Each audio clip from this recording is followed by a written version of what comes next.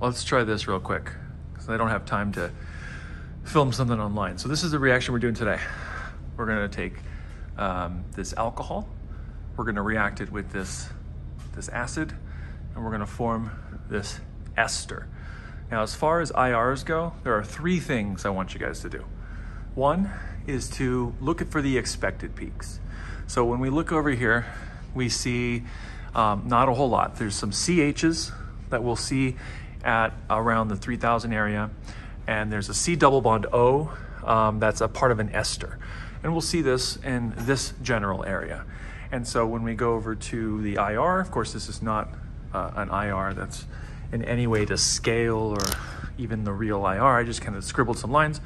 We could see, or we could say, oh, that might be the C double bond O, you know, because the range might be right on top, right on the right spot. We might see some lines in this 3000 area that would correspond to the CHs. And so we'd say, okay, are the peaks there supposed to be there? So what you would do is you would just compare your spectrum to the one that I posted online. You'd match up the peaks, and that would confirm for you, right, that your compound is there. The second one is, are there any extra peaks, right? And usually for those, if you have an extra peak somewhere, look at the starting materials. So here, right, we look at the starting materials, and both of them are very similar. They have CHs. This one has an OH bond, it's an alcohol. This one has a CH. It also has a carbonyl as part of a carboxylic acid. And so there are these OHs, right?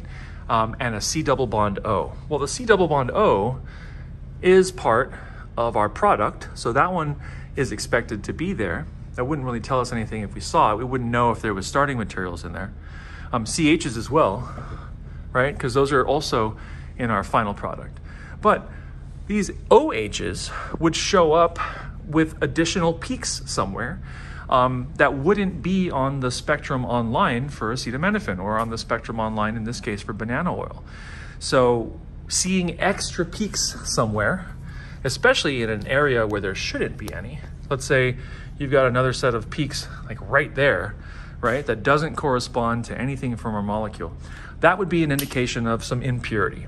And so while you're looking for peaks that are present, you're also looking to see if there's peaks that shouldn't be there. And lastly, is water present?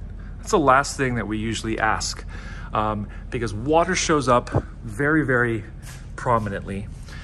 This blue line here is what it would look like if there was a hydrogen bonding OH peak. Some alcohols will also give us some pretty broad peaks if they're present, especially if there's a lot of hydrogen bonding that's happening. We see less of that with carboxylic acids, though those can sometimes spread out as well. And so those are the three things I want you guys to do with your IR analysis. I want you to be just comparing them to the online spectrum, seeing if the peaks that are supposed to be there are there. If there's any extra peaks, I want you to think about whether there's a starting material that could you know, be responsible for that peak. And lastly, I want you to say if you see any water in the spectrum.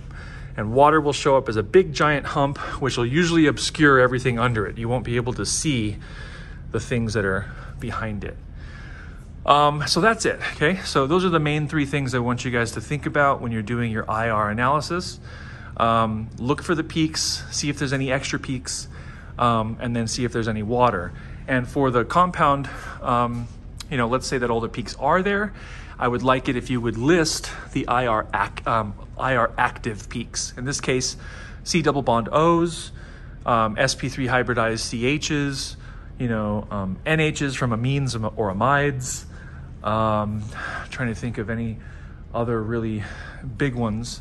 I mean, these are all the IR active peaks, right?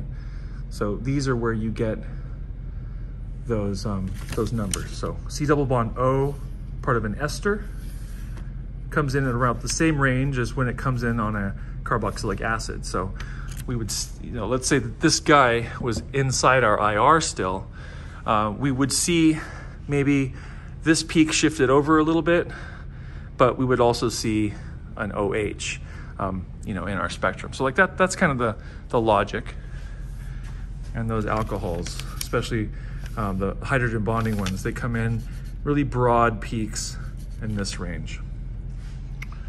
All right, sorry I don't have a better IR video for you guys, but again, 3 things that you should be thinking about.